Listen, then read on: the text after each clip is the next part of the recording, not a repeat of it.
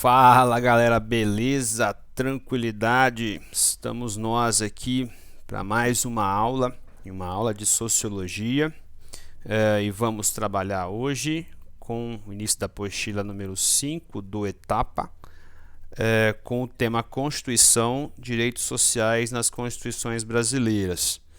Então temos bastante coisa legal para trabalhar e lá no final eu vou dar um indicativo para um anexo, certo? Nós vamos trabalhar com inconstitucionalidade. Então eu vou dar um exemplo num anexo que eu vou gravar à parte, certo? Sobre o que vem a ser isso que nós vamos falar aqui na aula de hoje. Beleza? Então vamos lá, sem mais delongas. O que é uma Constituição? O que representa uma Constituição? Leis, certo? Então, a Constituição é sempre chamada de Magna Carta, né? Seria a carta referência, seria a grande carta que vai representar a regulamentação da coletividade. É o contrato social, certo? Ela vai ser a principal carta de leis de uma nação. Por que ela é uma principal carta de leis? Porque ela vai trazer um referencial normativo, jurídico, certo? Então, os projetos de leis, as leis que vão ser aprovadas ou constituídas a partir de então, elas têm de estar em conformidade com essa ordem, com essas normas, com esses valores para a vida comum. Sendo assim, então, a Constituição é a base que vai estruturar, né, o poder e os direitos em um regime, numa coletividade. Trata-se de algo fundamental para uma vida harmônica dentro da sociedade, certo? Então, tendo em mente, né, a história e a contemporaneidade, é importante dizer que as constituições não são só encontradas em democracias, certo? A Constituição ela pode estar presente em vários regimes e sempre uma Constituição ela vai trazer ali certos pressupostos, certos valores, né? Então se engana aquela pessoa que imaginar que todo lugar que tem uma Constituição é uma democracia, certo? Então nós já tivemos aqui estados autoritários, ditaduras militares e existiam constituições. Elas estavam o funcionamento do regime estava embasado dentro de uma lei, outorgada, sim, outorgada, mas existia o tal do Estado de Direito, apesar dos pesares, certo? Então, o despontar do termo leis, né, Constituição, ela vai acontecer entre os modernos, certo? Mas quando nós voltamos, né, nós nos voltamos para o passado, para a história, nós conseguimos ver cartas de leis semelhantes, né, leis escritas com as mesmas finalidades e funções na Mesopotâmia, em Atenas, em Roma, certo? Então, isso também é importantíssimo. Uma máxima, para a gente começar a discussão para valer, né? Uma máxima do império da lei. Então, aquela expressão que você ouve, né? Essas coisas de dentro do Estado de Direito, né? Então, certas coisas são fundamentais e indispensáveis, como essa que eu estou colocando aqui para vocês. No momento em que uma lei ela é escrita, ela vai tornar limitada a arbitrariedade dos governantes, certo? Então, por quê? Porque as suas vontades ou certas coisas, elas não podem contrariar o que está escrito. Vou fazer aqui uma analogia. Quando você está vendo uma partida de futebol e você percebe que um time se valeu de algo, né, que não está prescrito, né, ou que é colocado como uma infração, e aquele time se vale para conseguir ali, né, um gol, né, uma jogada representa um tento, você fica insatisfeito, porque aquele time se valeu de algo, né, que não está previsto dentro da carta do jogo, das regras do jogo.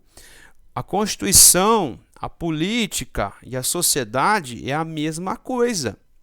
Então, uma Constituição, ela traz as regras do jogo.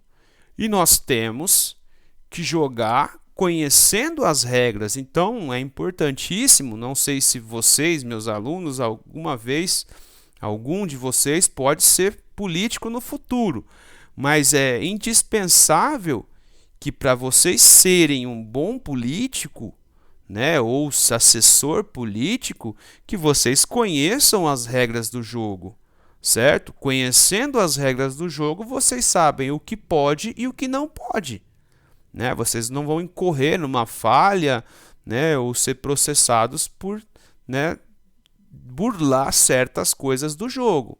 Por exemplo, a presidenta Dilma foi empichada, foi afastada porque ela cometeu algo que era punível de impeachment, que seriam as pedaladas fiscais, tá certo? Então, despontou o processo de afastamento. Sabemos que é algo às vezes mais político do que outra coisa, e ela foi afastada. Então, essa máxima do império da lei, ela é fundamental. Quais as implicações, então, as consequências da quebra dessa máxima? É uma questão fundamental também, certo? O regime, o país, o representante ou o soberano perdem legitimidade, certo? Eles perdem crédito. A Constituição, a Carta de Leis é vista como letra morta. Então, se você sabe que existe uma Constituição, só que diariamente ela é pisoteada, em certos aspectos ela é pisoteada, você fala, esse regime, como a Venezuela, certo? É um regime que quer passar a impressão de que funciona dentro do Estado de Direito, mas nós sabemos que não, certo? Nós sabemos que não. Então, nós temos evidências de que não.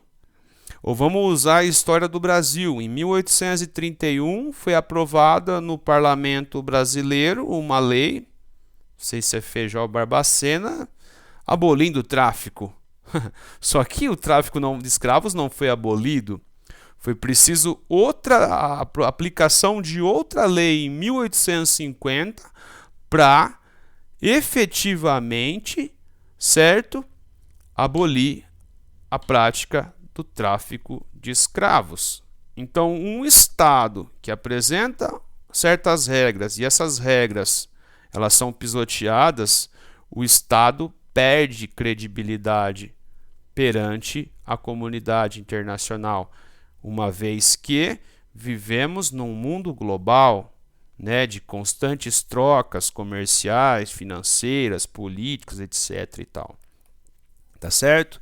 A seguir nós vamos ver alguns exemplos de constituições, né, de leis que funcionaram como constituições.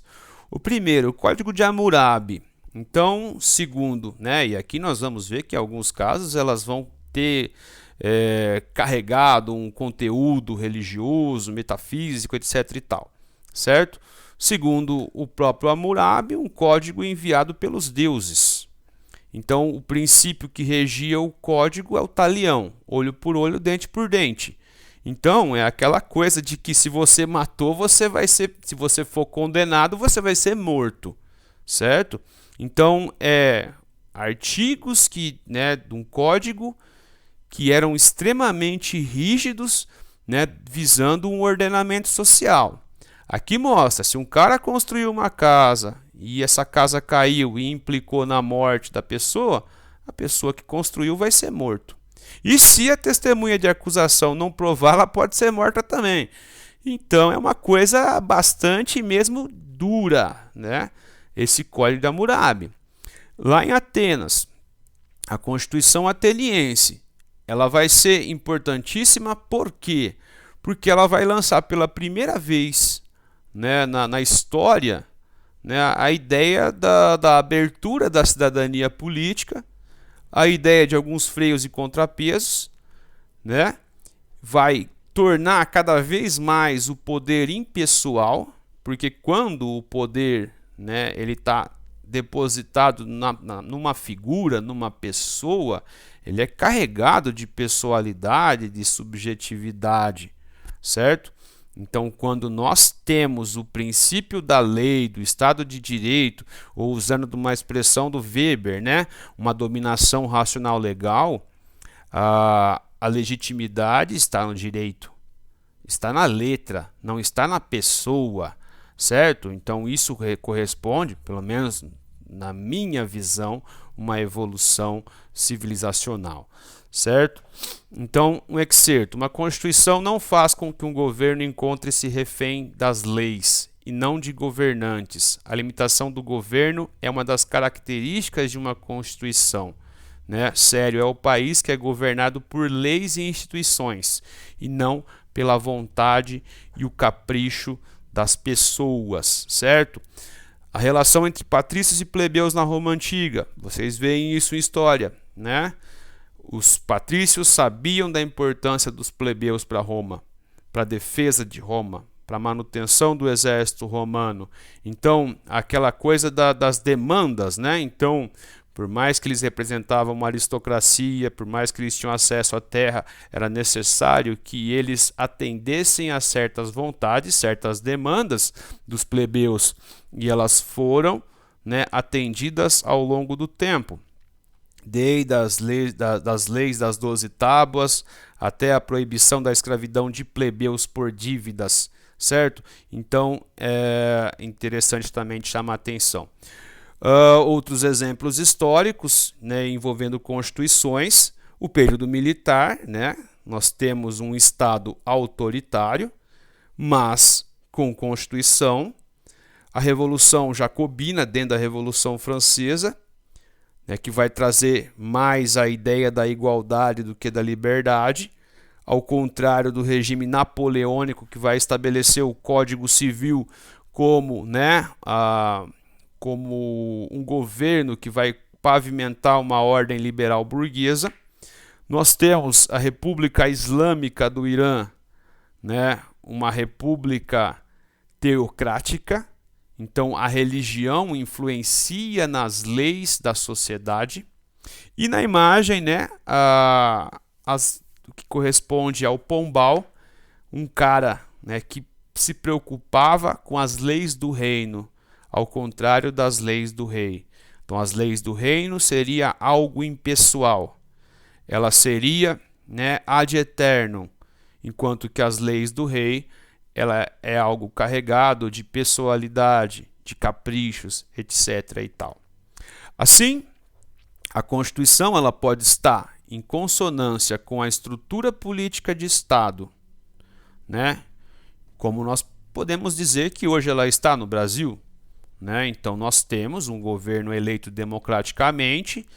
A volta e meia ele tenta coisas, mas ele é freado pela força da lei, dos freios e contrapesos, né?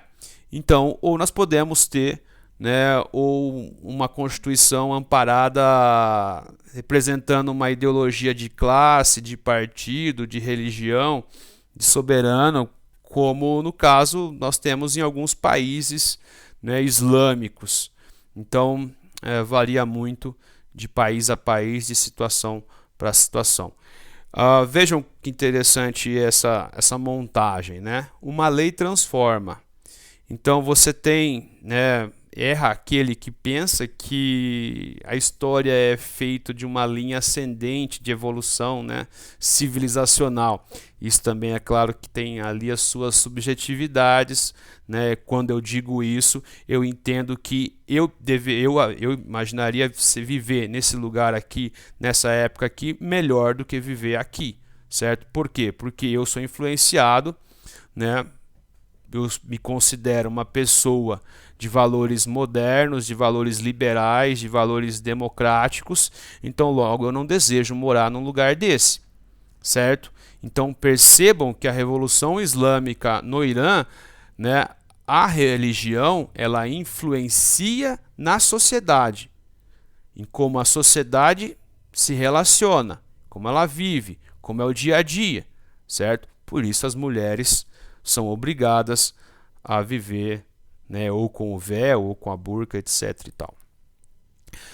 Caminhando para a conclusão da nossa aula, né, para a parte final, vamos aqui trabalhar a questão de como que se forma uma Constituição. Então nós vamos ter no Legislativo duas situações: o poder constituinte e o poder legislativo ordinário. Então, quando que vai existir uma elaboração de Constituição?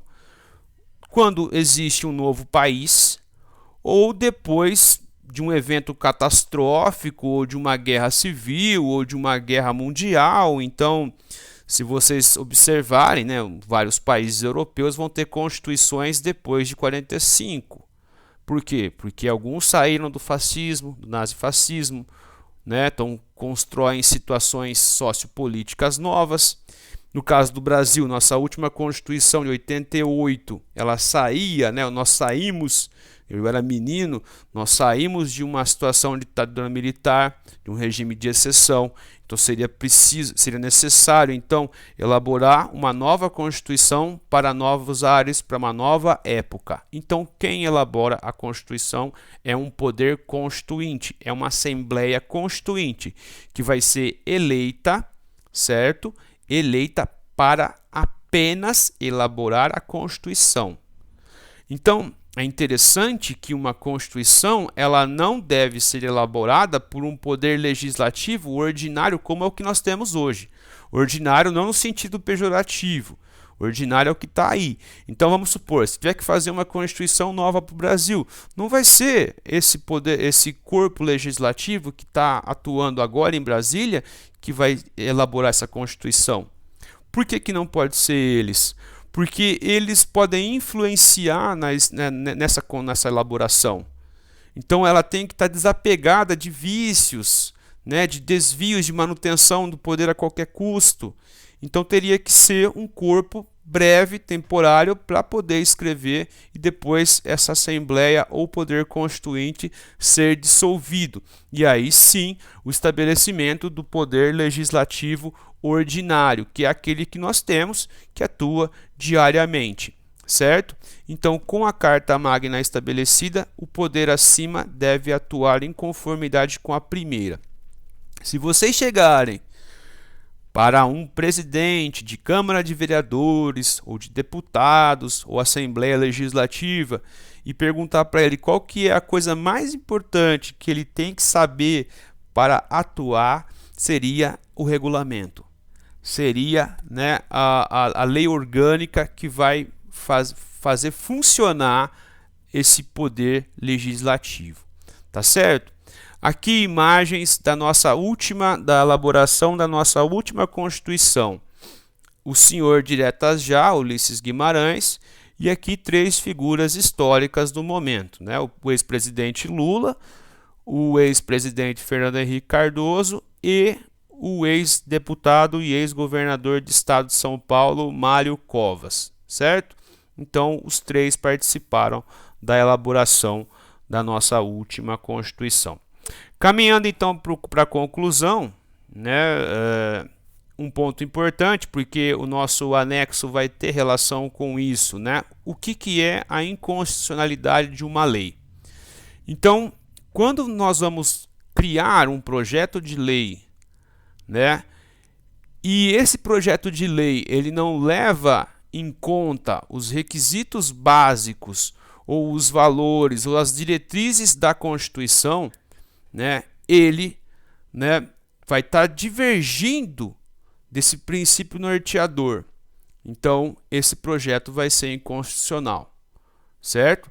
Então, você não pode, por exemplo, aprovar uma lei visando, vamos criar aqui vamos pensar uma coisa bem besta e bem rápida. Eu não posso criar uma política pública exclusivamente para os brancos do Brasil, certo? Nova política pública de não sei o que lá. E qual que é o público-alvo? Os brancos, certo? Então, é algo extremamente antidemocrático, é excludente, ela marginaliza a metade da população, mais da metade da população brasileira dessa política pública. Então, ela não é democrática, ela não está embasada dentro dos princípios norteadores da nossa Constituição. Então, ela é inconstitucional, certo? Tranquilo?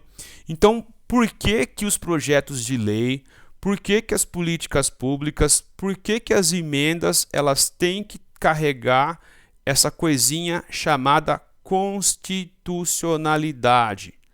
Para manter a sociedade em funcionamento legítimo, para que a Carta Magna seja respeitada, para que exista, né, o funcionamento dessa coisa chamada Estado Democrático de Direito, né?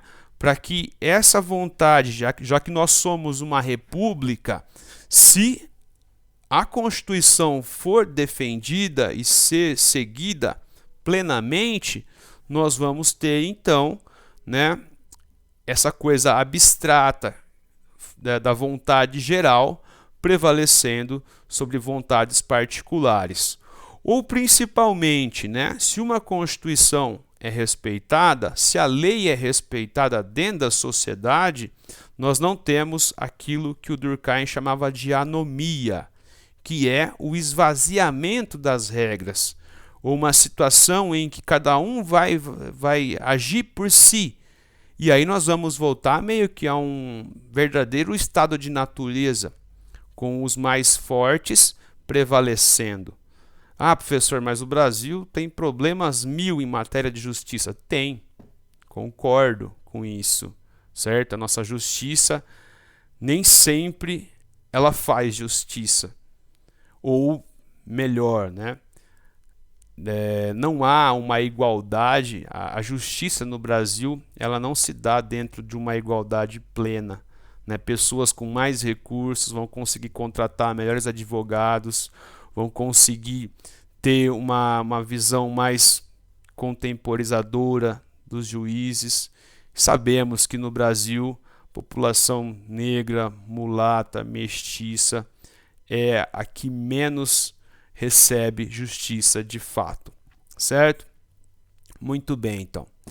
Concluindo, retomando o que a apostila menciona ou traz, né, no Brasil, 7 constituições. Muitas delas foram outorgadas. O que significa outorgada? Foi imposta de cima para baixo, né? E concluindo a nossa visão, né, a nossa aula com a leitura do Florestan, né, a respeito de Constituição, a respeito de poderes, né? Então nós sempre tivemos, né, dentro da visão dele, uma Constituição em que, né, ou um funcionamento de uma ordem com o legislativo serviu aos poderes executivos, né? Seja de certa forma dentro de uma ordem civil ou militar. Então nós tivemos sempre o predomínio de uma classe também sobre o restante da população. Então Florestan participou também da Constituição de 88, né? E ele viu nela, né, um instrumento um possível instrumento de transformação, né, para uma efetivação de uma sociedade mais ativa, mais emancipada, mais democrática, né? Então nós, infelizmente, ainda não estamos conseguindo ver isso, né? Nós temos um vício no Brasil que é sempre esperar que as soluções para os problemas sejam lançadas a partir do Estado ou do poder público, né? E quase nunca da sociedade civil, coisa que é diferente, por exemplo, nos Estados Unidos da América, né? Talvez nos últimos tempos nós temos visto definitivamente um equilíbrio entre os poderes, né? Nós temos ali as tensões tradicionais da democracia no que tange, né, a questão dos choques entre os poderes, mas pelo menos nós temos visto em partes, né, a Constituição sendo seguida. Então, a Constituição, para fechar nossa aula, ela visa, né, trazer uma sociedade emancipando os cidadãos, né, oferecendo possibilidades de ascensão social, de melhores condições de vida, certo? Recomendo que vocês, né, assistam também o anexo que eu vou trazer para vocês aqui a respeito de um exemplo de inconstitucionalidade, tá certo? Então, abração para vocês, até mais.